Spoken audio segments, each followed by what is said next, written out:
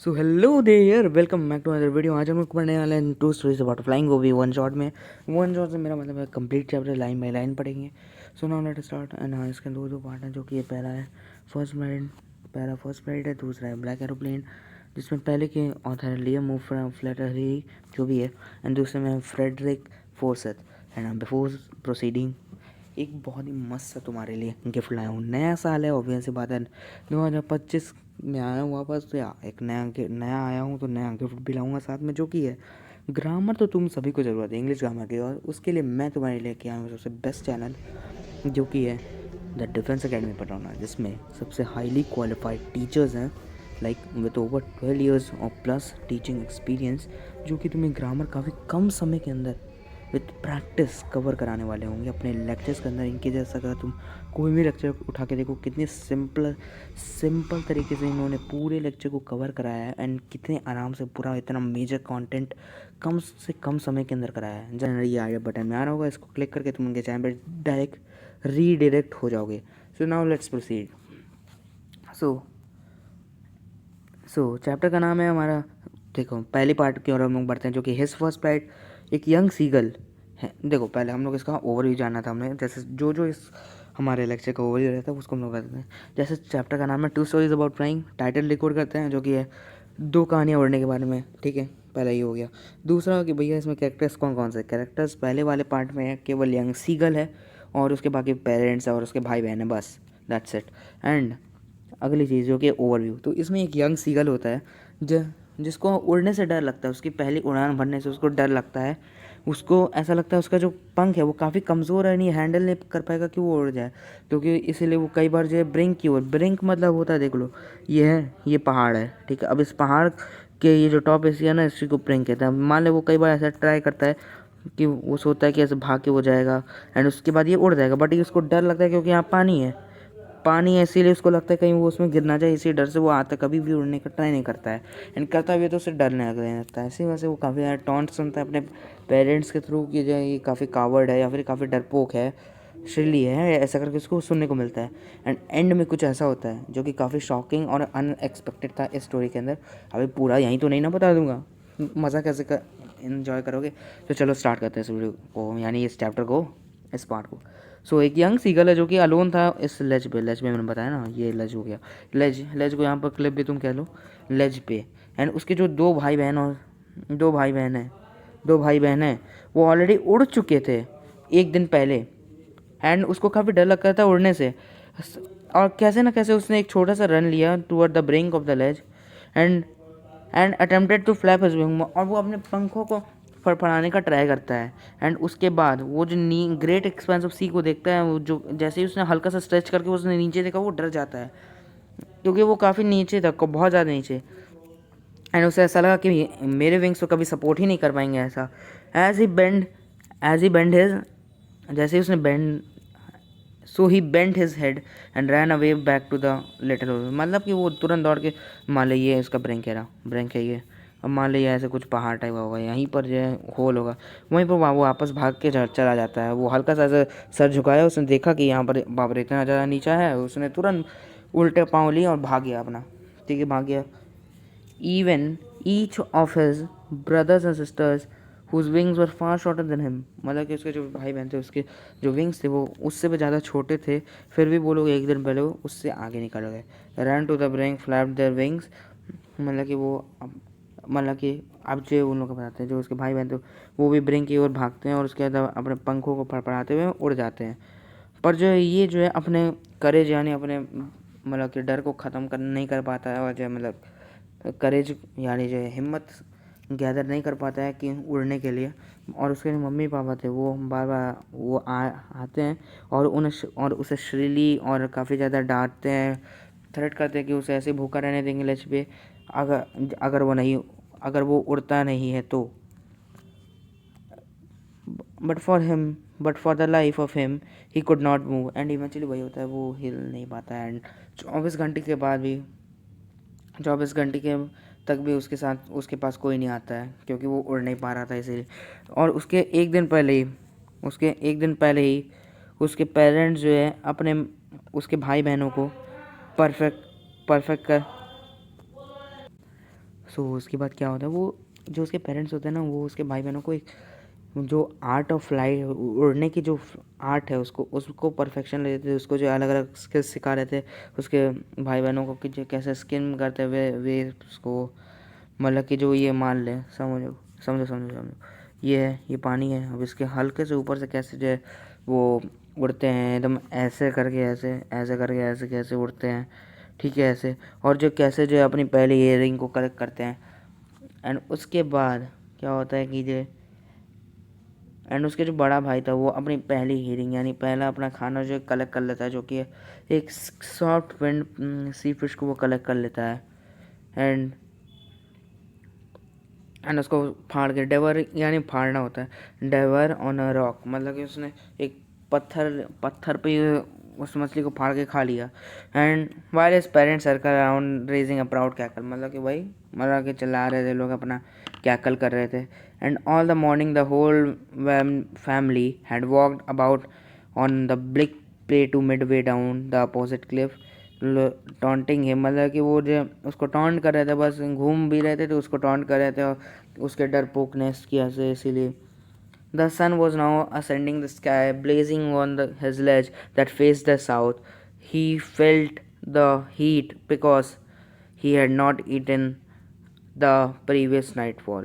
मतलब कि जब मान लें सूरज ढलने वाला होता है तो उस वक्त जो मान लें आखिरी सूरज की किरण आ रही थी, और इसीलिए उसको जो काफ़ी उससे गर्मी भी लग रही थी जब वो, क्योंकि वो उसी लेज पे था ना, तो उस वहीं बैठा हुआ था, तो इसीलिए उसको वो जो हीट है वो महसूस हो रही थी।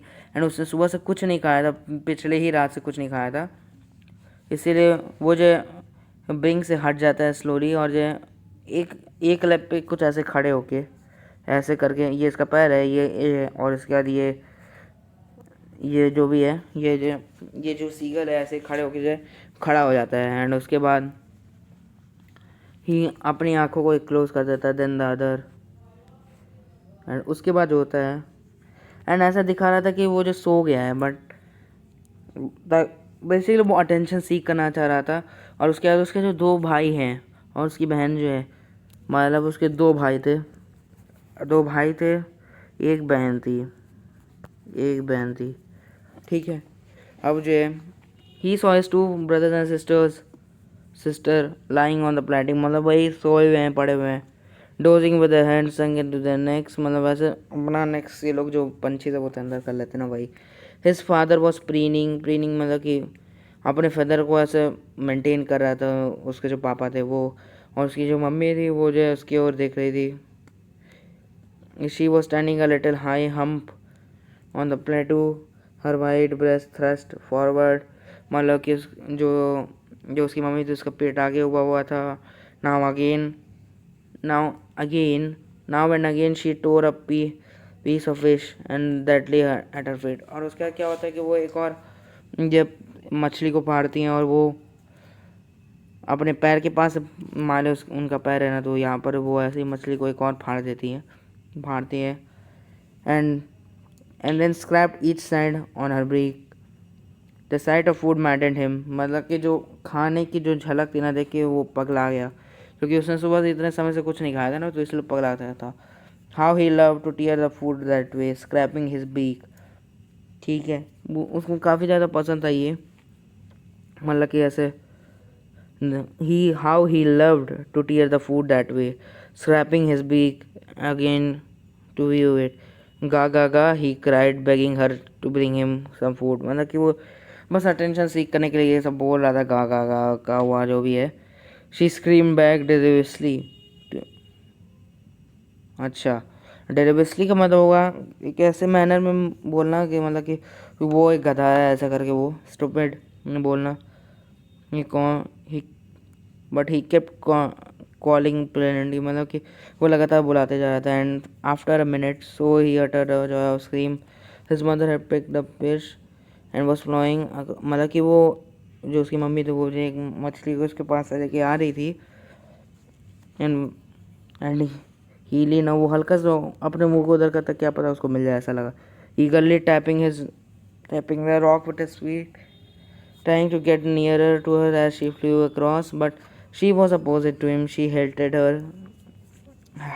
her wings motionless, the piece of fish in her beak almost within the reach of his beak. मतलब होता है क्या कि वो एकदम पास से गुजरती तो वो आगे थोड़ा हो जाता है, अपने अपने रॉक को जो अपने पैरों से पटकने लगता है, ट्राइंग टू गेट, वो जब पास आने लगता है कि कहीं कहीं मिल जाए उनको, इसलिए वो आगे आने लगता है। उसके विंग मोशनलेस थे, और जो उसका जो जो उसकी मम्मी के मुंह में जो फिश था वो ऑलमोस्ट उसके बीक के पास आने ही वाला था। He vaulted a moment in surprise, वो काफ़ी सरप्राइज था, wondering why she did not come near, मतलब कि एकदम पास से होके वो निकल गई, तो उसको ऐसा लगा कि जे क्यों, वो एकदम सरप्राइज हो गया कि ये क्या हो गया, क्या हो रहा भाई, क्या हो रहा भाई, एकदम यही रिएक्शन था इसका। And why did and why, और उसको ये लगा कि क्यों वो पास में नहीं आए, इसीलिए उसका जो, और ये जो उसकी हुक को और बढ़ा देता है, यही उसका आंसर, क्योंकि ऐसा क्वेश्चन ये वाला आता है। What was the sight that maddened him, ऐसे करके आता है। He dived at the fish with a loud scream. He fell outward and downward into the space. Then a monstrous terror seized him, and his heart stood still. He could hear nothing, but it only lasted a minute. The next moment he felt his wings spread outwards. होता क्या है, एक बहुत ज़ोर से चिल्लाने के बाद वो गिर जाता है वहीं जहाँ पर जो उसे नहीं कर, मान लो ये है ना, यहाँ से वो ऐसे गिर जाता है। वो जो काफ़ी तेज़ से वो चिल्लाता है, outward downward into the space, और जो उसे ऐसा लगा कि वो गया, ऐसा उसे लगता है।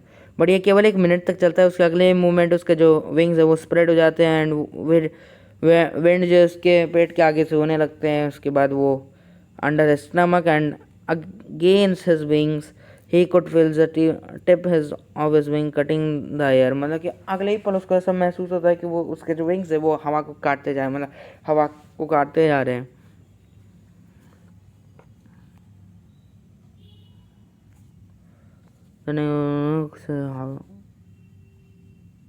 Cutting the, he was not falling, उसको ऐसा लगा वो गिर जाएगा, बट वो गिरता नहीं है। ही वॉज सोरिंग, मतलब कि वही चिल्ला रहा था, gradually and downwards and upward, मतलब वो धीरे धीरे ऊपर, ग्रेजुअली मतलब धीरे धीरे वही ऊपर नीचे होने का ट्राई कर रहा था, try. He was no longer afraid, अब वो उसे डर नहीं लग रहा था, ही अब बस उसे थोड़ा डिजी लग रहा था, अनकम्फर्टेबल लग रहा था, अनकम्फर्टेबल फीलिंग ऑफ, ऐसा उसको चक्कर टाइप का आ रहा था, क्योंकि वो पहली बार कर रहा था इसीलिए। देन एंड उसके बाद वो फिर से चिल्लाता है गा गा गा गा गा, जो भी है, और वो खुशी के मारे। His mother swooped past him, her wings making a loud noise, और उसकी मम्मी भी आ जाती हैं, और जो वो उसके उनके पंख जो है काफ़ी ज़्यादा आवाज़ कर रहे थे। He answered her with another scheme, उसके बाद जो रिएक्शन था शायद से ये इसकी मम्मी का था, तो उसी के रिप्लाई में ये आंसर करता है, दोबारा चिल्लाने के बाद उसके पापा भी उसके बाद आ जाते हैं, चिल्लाते चिल्लाते कह रहे वाह भाई वाह, पार्टी करो। He he saw his two brothers and sisters flying around him, मतलब कि अब जो काफ़ी खुशी का माहौल था, curvetting leaping like a horse, जैसे जैसा मैंने बताया था स्टार्टिंग में एकदम वो उड़ नहीं पाता, बस एंड में एक सरप्राइज़ था, तो यही सरप्राइज़ था उसका कि वो अचानक से उड़ने लग जाता है।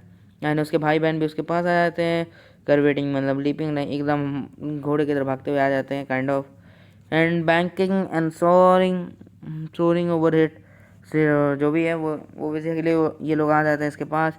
ही सॉ वाज ग्रीन बीनीथ, मतलब वही अपने नीचे वो सी को देखता है, और उसके बाद with a large ridges ridges moving over it, he turned his beak sideways and cawed amusedly. His parents and brothers and sisters had landed on the flooring ahead of him.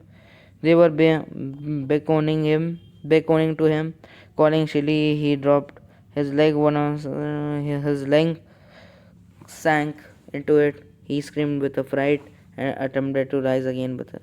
Basically वो क्या करता है कि अपने एक पैर को जो पानी के ऊपर हल्का सा रखता है, उसके बाद अंदर डुबोता है, एंड उसके बाद पहले वो इसी को जो श्रीली और कभी डरपोक समझ रहे थे, अब जो क्या करता है वो अपने पैर को ना ऐसे स्टैंड करने का ट्राई करता है इस पर ग्रीन सी पे, एंड उसके बाद उसका जो लेग है वो अंदर डूब जाता है, डुबाता है हल्का सा। उसके बाद वो चिल्लाता है काफ़ी डर के एकदम कांड वैसे, और उसके बाद उसने उड़ने का दोबारा से ट्राई किया, फ्लैप करने का, एंड वो बट वो काफ़ी टायर्ड था और वीक और हंग्री भी था, इसीलिए वो उड़ नहीं पाता है, एग्जॉस्टेड हो जाता है by strange exercises. His spirit sank into the green sea and his belly touched it, and he sank no farther. He was floating on it. अगले ही पल वो जो क्या होता है, वो डूबने लगता है और उसका जो पेट है वो उससे टच होने लगता है, बट ही सैंक नो फर्दर, मतलब वो उसके बाद डूबता नहीं उससे ज़्यादा, क्योंकि उसके ऊपर वो फ्लोट करने लगता है। And around him his family वो screaming praising him and their beaks were offering him scrap of dogfish. ठीक है, and he made his first flight. Basically वो जो है का पूरा परिवार अब उसका तारीफ कर रहा था, क्योंकि मतलब निकल गया था, तो या अब तारीफ कर रहे थे सब। एंड उसका खाना पीना भी सो देने लग गया, डॉग फिश उसको पहला हीरिंग उसका मिल गया, तो यहाँ से उसका फर्स्ट फ्लाइट हो जाता है। सो इसी के साथ एक चैप्टर हम लोग पूरा ख़त्म कर चुके हैं। Now let's move to the second part, जो कि है ब्लैक एरोप्लेन, काला एरोप्लेन। तो चलो इसके टाइटल को डिकोड क्या ही करना है, मतलब काला हवाई जहाज। ठीक है, अगला जो कि है कैरेक्टर्स को जानना, तो उसमें केवल एक ही कैरेक्टर ही है, जो कि एक पायलट है जिसको अपने घर जाना था, क्योंकि उसे खाना खाना था। खाने से मेरा मतलब है वो कहीं और रहता था, उसके परिवार कहीं और रहता था, तो उसको मन था एक प्रॉपर इंग्लिश ब्रेकफास्ट करने का, तो इसलिए वो उसके पास एक प्लेन था, तो उसने सोचा क्यों ना मैं उड़ा के इसको जाता हूँ। एंड डकोटा उसका एक करके उसका प्लेन था, जेट था सॉरी, जिसको वो उड़ा के जाना चाहता था, तो वही उसी का मन होता है, ये ओवरव्यू बता रहा हूँ मैं। ठीक है, तो उसको उड़ के जाने का, अपने घर जाने का मन था, तो वो उड़ाता है, बट इवेंचुअली एक कांड हो जाता है, जिसके कारण वो उस अचानक से वो एक इंसिडेंट था जो कि एकदम अनएक्सपेक्टेड था, तो उसी को हम लोग अभी इस पार्ट में जानेंगे। The moon was coming up in the east behind me and the star were shining in the sky. Basically ये जो है इसी पोएट की स्टोरी है, फिर राइटर की स्टोरी है। I was happy to be alone high up the sleeping countryside. I was flying my old Dakota aeroplane, या डकोटा ही था उसका एरोप्लेन का नाम।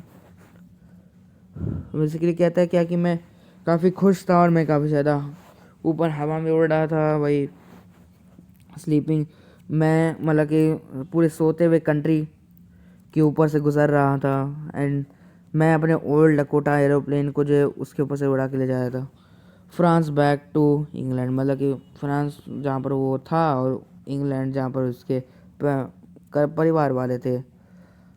आई was dreaming of my holiday, जब उसकी छुट्टी थी तभी हो जाता है, and looking forward to being with my family. I was look at my watch 1:30 in the morning.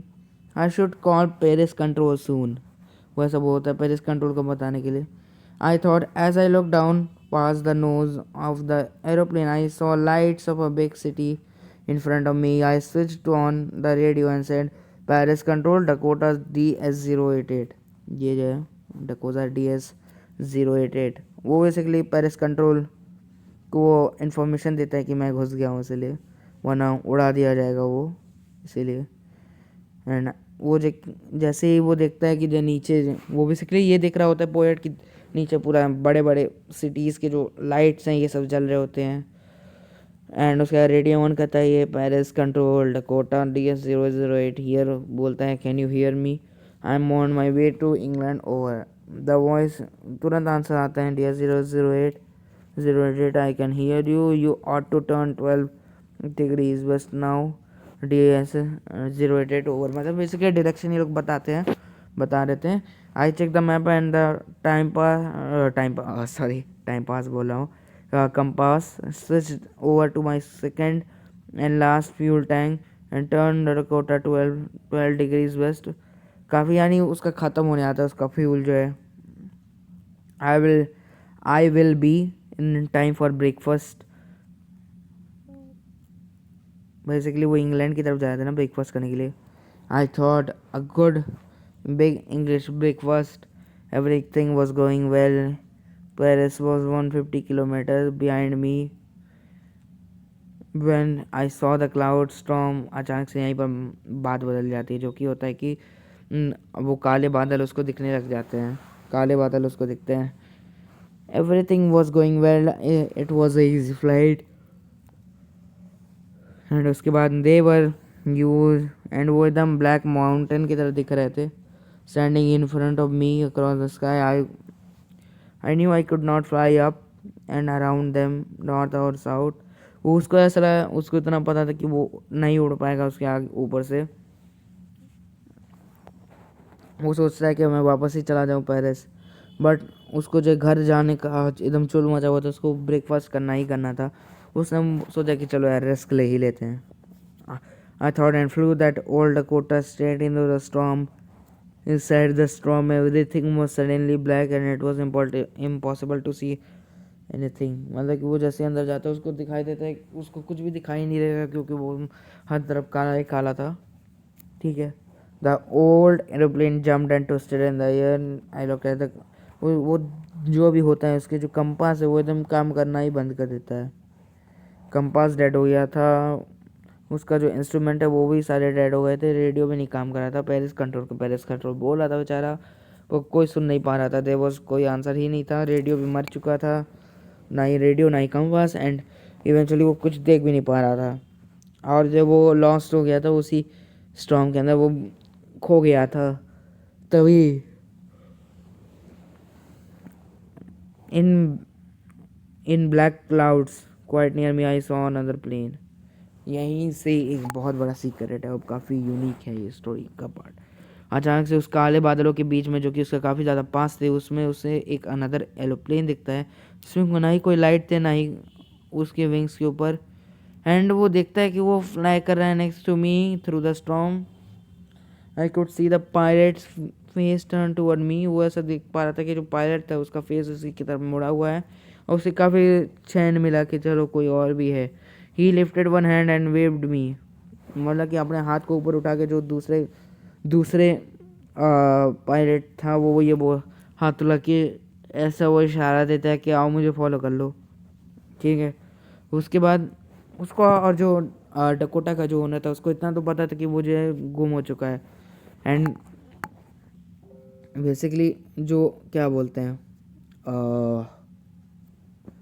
हाँ, जो सेकंड एरोप्लेन वाला बंदा है उसको इतना पता था कि ये जो गुम हो चुका है जो डकोटा वाला है, तो इसीलिए वो अपने एरोप्लेन को नॉर्थ की तरफ स्लोली स्लोली बढ़ा रहा था इन डकोटा के आगे, ताकि वो इजियर रह सके उसके लिए फॉलो करना। डकोटा को इजी रह सके फॉलो करना उसकी प्लेन को एकदम वो। और जो जो हम लोग का मेन कैरेक्टर है यानी वही राइटर, वो काफ़ी हैप्पी था, और क्योंकि वो एक स्ट्रेंज एरोप्लेन के पीछे एक ओबीडियंट चाइल्ड की तरह बढ़ रहा था। लगभग आधे एक घंटे बाद वो ब्लैक एरोप्लेन था उसके साथ उसके आगे ही क्लाउड में। Now there was enough fuel in the old Dakota's last tank to fly. केवल जो है अब कुछ ही देर का और फ्यूल बचा था, आधे घंटे का मतलब फ्यूल बचा हुआ था, मतलब कि सॉरी 5 से 10 मिनट का फ्यूल और बचा था। वो काफ़ी डरने लगा था एंड वो नीचे नीचे धीरे धीरे नीचे जा रहा था। Then he started to go down as I followed through the storm. वो बेसिकली वो वाला जो सेकेंड एरोप्लेन था वो भी नीचे की तरफ जाता है एंड वो भी, और तभी ये डकोटा वाला भी बाहर आ जाता है क्लाउड के एंड रनवे उसको दिखना चालू हो जाता है एंड वो बोलता है कि अरे वाह ये तो एक एयरपोर्ट, अब मैं सेफ़ हूँ। उसके बाद जैसे ही वो पीछे मुड़ के देखता है कि वो ब्लैक एरोप्लेन कहाँ है, पूरा पूरा आसमान खाली था और जो काला एरोप्लेन था वो जा चुका था। I could not see it anywhere. I landed and was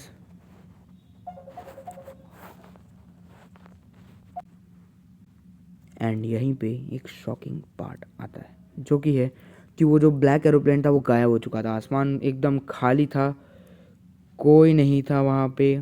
and उसे और वो जब लैंड करता है वो काफ़ी सॉरी था और काफ़ी उसको बुरा लगा था क्योंकि I landed and was not sorry to walk away from the old Dakota near the control tower and I went to ask the women. वो बेसिकली जो कंट्रोल सेंटर में जो वुमेन थी उससे बस ये पूछने गया था कि जे और भी कोई वहाँ पायलट था कि नहीं, मतलब कि उस रेंज और रेडार में और कोई पायलट था कि नहीं। तो वो कंट्रोल सेंटर की जो लेडी थी उनसे वो ये पूछने जाता क्या जब मैं उड़ रहा था तब कोई और एरोप्लेन भी था वहाँ पे। तो वो कंट्रोल सेंटर वाली लेडी काफ़ी अजीब तरीके से उसको देखती है, स्ट्रेंजली एकदम देखती है अजीब तरीके से, और वो हंसती है कि और कोई एरोप्लेन, वहाँ और कोई नहीं था स्टॉर्म में। तो उसके बाद और वो ये भी बोलती है कि जो है और कोई एरोप्लेन रात में कोई उड़ ही नहीं रहा था, केवल तुम्हारा ही एक एरोप्लेन था जो उड़ रहा था और जो कि मुझे रेडार पे दिख रहा था। तो वो यहीं पर एक बहुत बड़ा बात आता है कि आखिर वो कौन था जिसने मेरी मदद की जब मेरे पास कोई कंपास नहीं था और रेडियो नहीं था और फ्यूल भी नहीं था मेरे टैंक में। कौन था वो पायलट स्ट्रेंज ब्लैक एरोप्लेन में? उस ब्लैक एरोप्लेन में कौन था flying in the storm without lights? So इसी के साथ ही हम लोग का प्यारा सा चैप्टर ख़त्म होता है। सो ये दोनों पार्ट ख़त्म हो चुका है एंड हाँ जल्दी पोएम का भी मैं अपलोड कर दूंगा। So I hope you all are हो सारी। So that's it. अगर वीडियो पसंद आई हो तो लाइक कर देना एंड सब्सक्राइब कर देना एंड हाँ हम दोनों के चैनल को सब्सक्राइब करना ना भूलना, यानी कि मैं और डिफेंस अकेडमी पढ़वाना के चैनल को। So now that's it for today, bye bye.